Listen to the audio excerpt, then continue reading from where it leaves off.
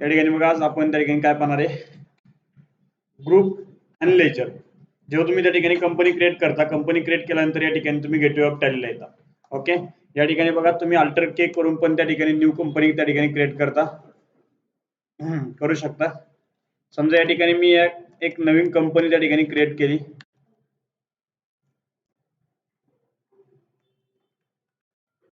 आणि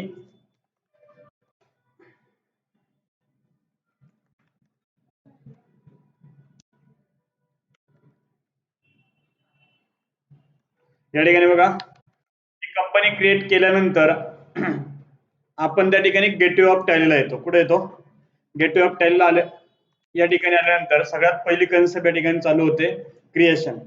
ओके, म्हणजे या ठिकाणी तुम्ही जर पाहिलं हे वेगवेगळ्या कन्सेप्ट आपल्याला त्या ठिकाणी त्याच्यामध्ये शिकायच्यात, पण त्या ठिकाणी सर्वात महत्वाची कन्सेप्ट काय आहे की क्रिएशन आहे. म्हणजे या ठिकाणी आपण काय करणार आहे, क्रिएट करणार आहे. क्रिएट मध्ये सर्वात पहिली कन्सेप्ट येते ग्रुप आणि लेजर. ग्रुप म्हणजे काय आणि लेजर म्हणजे काय, पहिली ही कन्सेप्ट आपण त्या ठिकाणी समजून घेऊ. त्यानंतर त्या ठिकाणी कशा प्रकारे क्रिएट करायचंय ते आपण या ठिकाणी याच्यामध्ये पाहू. ठीक आहे, त्याच्यामध्ये पहिली कन्सेप्ट काय की ग्रुप. ग्रुप म्हणजे काय की दोन किंवा दोनापेक्षा जास्त व्यक्ती, वस्तू, समूह ज्या ठिकाणी एकत्र येतात त्या ठिकाणी ग्रुप तयार होतो. ओके, म्हणजे त्या ठिकाणी तुम्ही जर पाहिलं जेव्हा अनेक गोष्टी एकत्र येणार आहे त्या ठिकाणी, तेव्हा त्या ठिकाणी ग्रुप तयार होणार. बरोबर आहे. म्हणजे एखादं एक्झाम्पल जर आपण पाहिलं तर त्याच्यामध्ये आपण समजा माऊस असतो, बरोबर आहे, त्यानंतर कीबोर्ड असतो, मॉनिटर असतो, सीपीयू असतो, बरोबर आहे.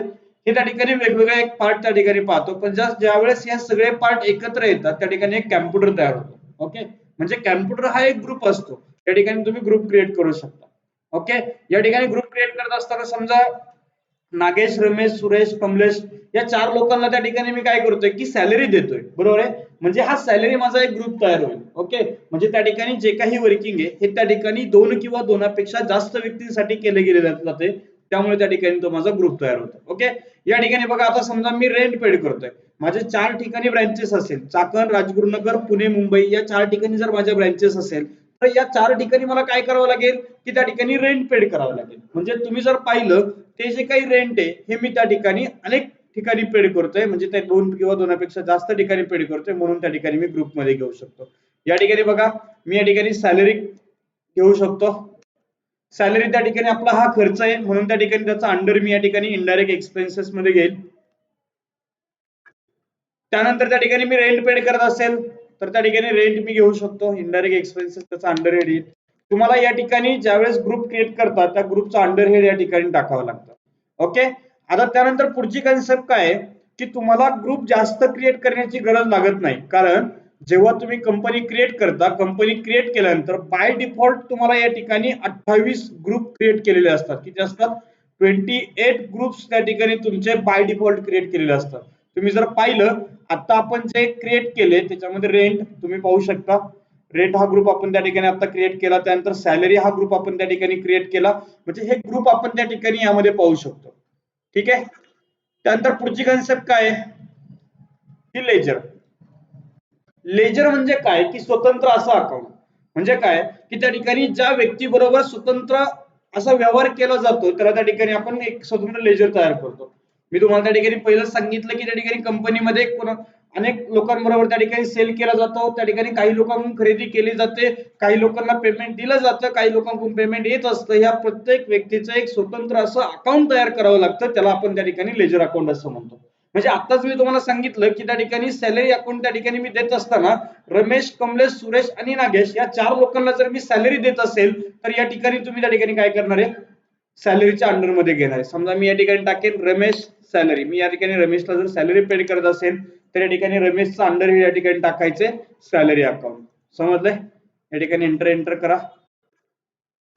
त्यानंतर जर समजा मी या ठिकाणी एखाद्या व्यक्तीला सेल करत असेल, म्हणजे एखाद्या व्यक्तीला विक्री करत असेल तर त्या ठिकाणी मी माझा अंडर हेड काय टाकेन की सन्ड्री डेटर म्हणून टाकेल. या ठिकाणी बघा मी समजा साई एंटरप्राइजेस म्हणून त्या ठिकाणी मी ह्या व्यक्तीला सेल करत असेल तर त्याचा अंडर हेड त्या ठिकाणी आपल्याला टाकणं गरजेचं आहे, सन्ड्री डेटर या ठिकाणी टाकणं गरजेचं आहे.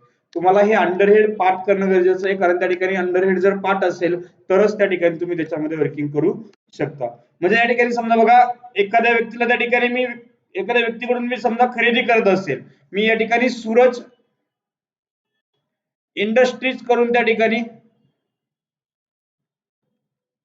मी खरेदी करत असेल तर त्याचा अंडरहेड मी त्या ठिकाणी सन्ड्री क्रेडिटर म्हणून टाकेल. एखादी माझी बँक असेल तर त्या ठिकाणी बँक ऑफ महाराष्ट्र क्रिएट करेल आणि या ठिकाणी बँकेचं अंडरहेड त्या ठिकाणी तुम्हाला बँक अकाउंट टाकावं लागेल. म्हणजे थोडक्यात सांगायची माझी कन्सेप्ट काय की एखादं लेजर क्रिएट करत असताना तुम्हाला या ठिकाणी त्याचं नाव आणि त्याचं अंडरहेड टाकणं गरजेचं असतं. म्हणजे या ठिकाणी त्याचं अंडरहेड तुम्हाला त्या ठिकाणी टाकता आलं पाहिजे. ठीक आहे. नंतर कन्सेप्ट काय आहे की जेव्हा हे लेजर आणि ग्रुप तुम्ही त्या ठिकाणी क्रिएट करणार आहे तेच लेजर आणि ग्रुप या ठिकाणी अल्टर मध्ये तुम्हाला या ठिकाणी भेटतात. अल्टर मध्ये त्या ठिकाणी तुम्ही त्याच्यामध्ये चेंज करू शकता. या ठिकाणी करन्सी असतात. तुम्हाला करन्सी क्रिएट करायची असेल तर तुम्ही या ठिकाणी करन्सी क्रिएट करू शकता. पण जेव्हा तुम्ही त्या ठिकाणी कंपनी क्रिएट करता तेव्हा बाय डिफॉल्ट त्या ठिकाणी तुम्ही रुपीजची करन्सी त्या ठिकाणी घेतलेली असते. म्हणून त्या ठिकाणी आपण करन्सी क्रिएट करण्याची गरज नाहीये. व्हाउचरचे टाइप्स तुम्हाला जर वेगळं व्हाउचर क्रिएट करायचं असेल तर या ठिकाणी व्हाउचर मध्ये तुम्ही क्रिएट करू शकता.